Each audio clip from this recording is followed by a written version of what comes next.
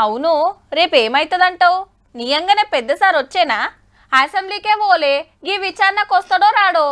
ఓ కాళ్ళు వస్తే కాళేశ్వరం నేనే కట్టినా అంతా నా మాట మీదకెళ్ళే నడిచిందని పబ్లిక్ మీటింగ్లో చెప్పినట్టే ఆడసుతా చెప్తుండొచ్చునా అని రచ్చబండల కాడ నడుస్తున్న చర్చ.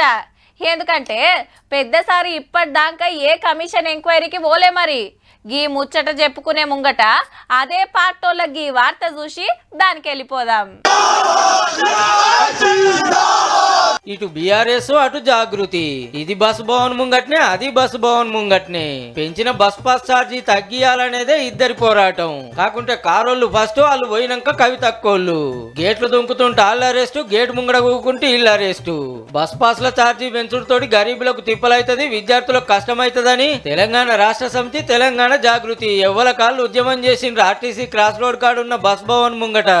మళ్ళీ సామాన్య ప్రజల మీద భారం వేస్తూ ధరలు పెంచడాన్ని మేము చాలా తీవ్రంగా ఖండిస్తా ఉన్నాం. సామాన్య ప్రజల మీద భారం వేసి ఆర్టీసీకి ఆదాయాన్ని పెంచేటటువంటి కార్యక్రమాలు చేయడం శుద్ధ దండగా. కవితక్క బీఆర్ఎస్ పార్టీలనే ఉన్న గులాబీ జెండా పడతలేదు, కండువా వేస్తలేదు, మొత్తం జాగృతి పేరు మీదనే. ఆ పార్టీకించి పెద్ద లీడర్లు ఎవ్వరు రాకున్నా అక్క అయితే బరాబర్ వచ్చింది సోషల్ మీడియాలో రాస్తే సరిపోదని. అయితే ఇప్పుడు స్టూడెంట్ బస్ పాస్ మెట్రో బస్సుల సుతా జల్తది అనుకొచ్చిండు మంత్రి పొన్నం సారు.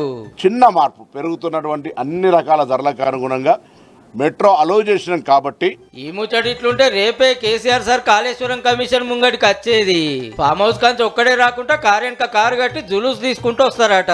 అంతేకాదు ఎమ్మెల్యేలు, ఎమ్మెల్సీలు, సీనియర్లు, జూనియర్లు, కార్యకర్తలంతా బీఆర్కే భవన్ కాడికి రావాలని ఆర్డర్ వేసిండు వర్కింగ్ ప్రెసిడెంట్ రావన్న. ఆల్రెడీ ఈటల హరీష్ రావు సార్లు వచ్చి ఒక తీరు మాటే చెప్పిపోయిండ్రు.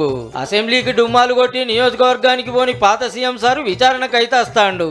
వాళ్ళు ఏం అడుగుతారో సార్ ఏం చెప్పిండో రేపు తీన్మార్ వార్తల్లో క్లియర్ గా చెప్పుకుందాం. కానీ రేపు సుధా గిట్లనే కవితక్కో లోగ దిక్కు, రామన్నో లింకో దిక్కుండి అధ్యక్షుల వారి కోసం నిరసన చేస్తారేమో మరి.